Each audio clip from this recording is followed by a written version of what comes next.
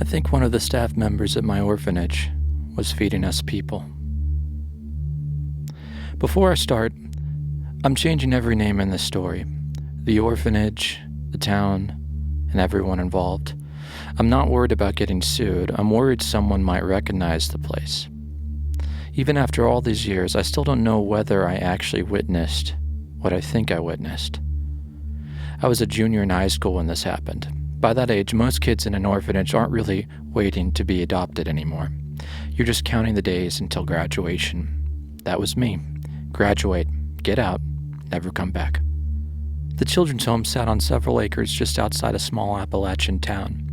There were cottages where we lived, a school building, a chapel, a maintenance shop, gardens, a mess hall, and enough woods surrounding everything that it always felt just a little separated from the rest of the world. Life wasn't all depressing like people imagine. Honestly, if you put 50 teenage boys together long enough, they'll find something to laugh about. Like one time somebody hit a Bluetooth speaker in the ceiling tiles of Cottage 3 and kept playing Baby Cries at 2 a.m. for almost a week before staff figured out where it was coming from. Another time, one of the older guys filled a younger guy's work boots with instant mashed potato flakes. The poor kid stepped in a puddle on the way to breakfast and walked around all day wondering why his feet smelled like Thanksgiving. Stuff like that made the days go by. You learned to laugh where you could. Now, there was one rule every kid knew at the children's home, though. Never use the underpass beneath the bridge on Main Street after dark. You see, the underpass beneath the bridge on Main Street was the quickest way to the ball fields, but every evening, rough-looking people gathered underneath it. Cigarette smoke would drift across the creek, and after the sun went down, that unmistakable skunky smell of marijuana would make its way all the way to our cottages. The staff always told us the same thing. Stay away from there after dark. The strange part was everyone knew it was happening. Like the neighbors knew, the staff knew, the police definitely knew. Yet every single night, the same people came back underneath that bridge like nobody cared enough to stop them. Eventually, we stopped asking why. There was one staff member everyone had mixed feelings about at the children's home. I'll call him Angelo for the purpose of this story. He was about 6'1" and kind of overweight.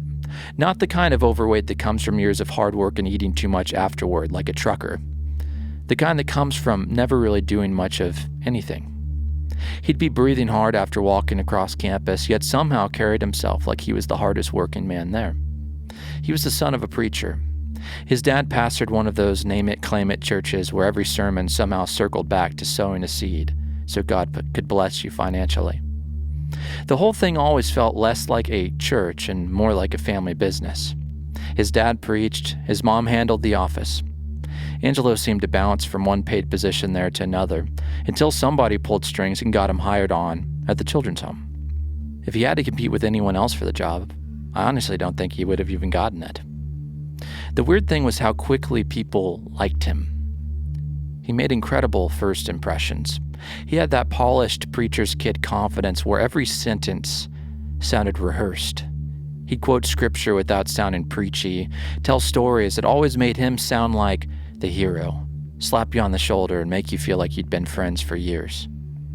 Within 10 minutes, most people thought he was a great guy, but give it a month. The cracks always showed. He'd volunteer to help with projects, then disappear the second the real work started.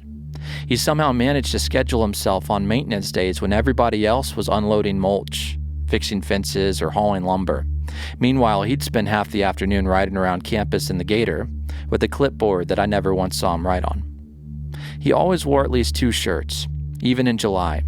The only thing he truly seemed to care about were his shoes, though. Every shift he'd show up in spotless Jordans that probably cost more than every pair of shoes I owned put together. The rest of us looked like we'd been working. He looked like he'd just walked out of a sneaker store. He was obsessed with looking successful. Every few weeks he'd come back with armfuls of designer clothes. Before wearing them, he'd peel off the Ross price stickers, but leave the original brand tags hanging from the sleeves or the collars. Then he'd wander around until one of us noticed. "Oh shoot," he'd say, pretending to be embarrassed.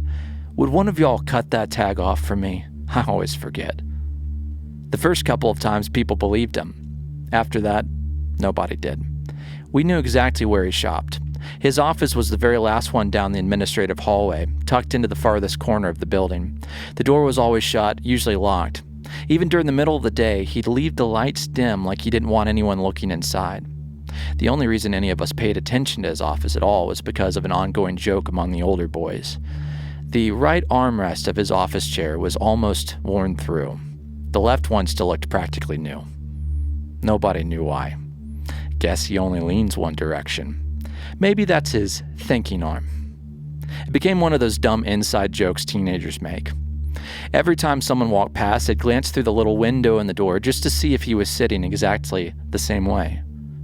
One afternoon, I was helping clean offices and noticed something I'd never seen before. The entire underside of his desk was plastered with Ross price stickers. Dozens of them, maybe 100. He'd peel them off every shirt and stick them underneath instead of throwing them away. Suddenly, the forgotten brand tags made perfect sense. He wasn't forgetful. He wanted people to notice the expensive label. He just didn't want them noticing where he'd actually bought it at a deal. It was the same with everything else. He'd tell stories about paying cash for his house, about investments, about business opportunities and being a silent investor, about people he supposedly knew, famous people usually. He talked like he was wealthy, as if he only worked at the children's home because he had a heart for ministry, but none of it really added up. We all knew what the staff made there. As one of the older boys liked to say, they don't pay y'all. They pay you in peanuts and hugs. Nobody ever challenged him directly. All of that to say, whenever he'd get to talking his tall tales, we'd usually exchange some looks after he walked away. Another thing about him was that he wasn't technically anybody's boss at the children's home, but that detail never seemed to matter to him. He'd assign work, correct staff, volunteer other people for projects. New employees always assumed he was in charge. Nobody corrected them. Not because anyone respected him, but because nobody cared enough to have the awkward conversation. At first, that's all he was to me. An annoying guy who thought he was more important than he actually was. But then I started noticing something else. He always seemed to know things he shouldn't. Like he'd slip through maintenance hallways nobody used, walk through old connecting doors most of us forgot even existed, stand just around the corner, listening. Then later he'd casually mention conversations he had no business hearing. You'd swear you'd just seen him outside. 5 seconds later, he'd somehow be inside another building entirely. The younger kids joked he could teleport. The older kids stopped joking. They just started watching what they said. One Friday night in October, curiosity finally got the better of me. I'd heard enough stories about the people under the bridge. I wanted to see them myself. So after lights out, I slipped through the woods toward Main Street. There were 3 men beneath the bridge. None of them looked familiar. One had tattoos crawling up his neck. Another kept watching the road. But then Angelo walked underneath the bridge. No work clothes, just a flannel over 2 shirts and a black knit cap. One of the men handed him a thick envelope. Money, obviously. They started arguing. I couldn't hear the words, but one man shoved him. And then everything happened all at once. Angelo reached inside his flannel jacket. The first man grabbed his arm. A knife flashed. The first man collapsed. The second rushed toward him. He went down too. The third man turned and ran. But he didn't even make it 10 feet.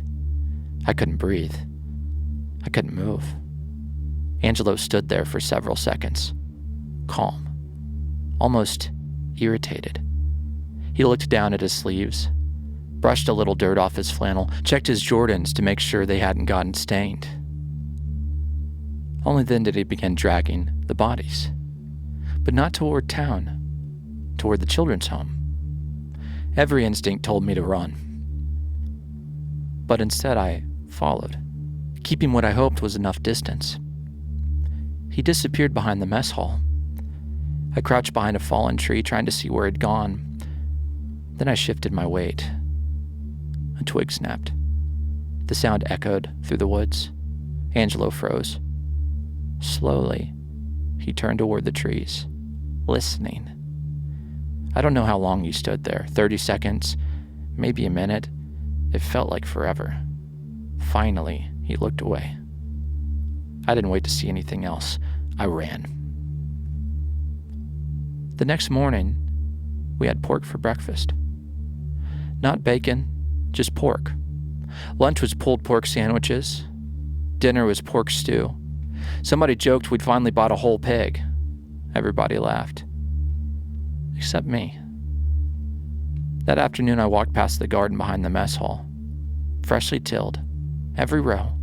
Dark earth turned over like someone had worked all night. But it was October. Harvest was over. There wasn't any reason to till it. I remember one of the maintenance guys stopping beside it. Another employee asked what was wrong. He shrugged. I thought we were done out here. So did I. Neither of them knew who had tilled it. Neither did I. I never went behind the mess hall again. About a week later, people around town started talking about 3 men who'd gone missing. Someone said it was probably drug-related. Nobody seemed particularly interested. The police never came asking questions. Life moved on. Angelo kept showing up late, still wearing spotless Jordans, still riding the gator while everyone else worked, still slipping through hallways he had no reason to be in, still knowing conversations he shouldn't have heard. About a month later, he caught my eye during dinner. I looked down at my tray. Pork chops. When I looked back up, he gave me the smallest nod, like we were the only 2 people in the room who knew what I was eating. I couldn't finish my meal. I graduated that spring, packed everything I owned into 2 trash bags, and I never went back.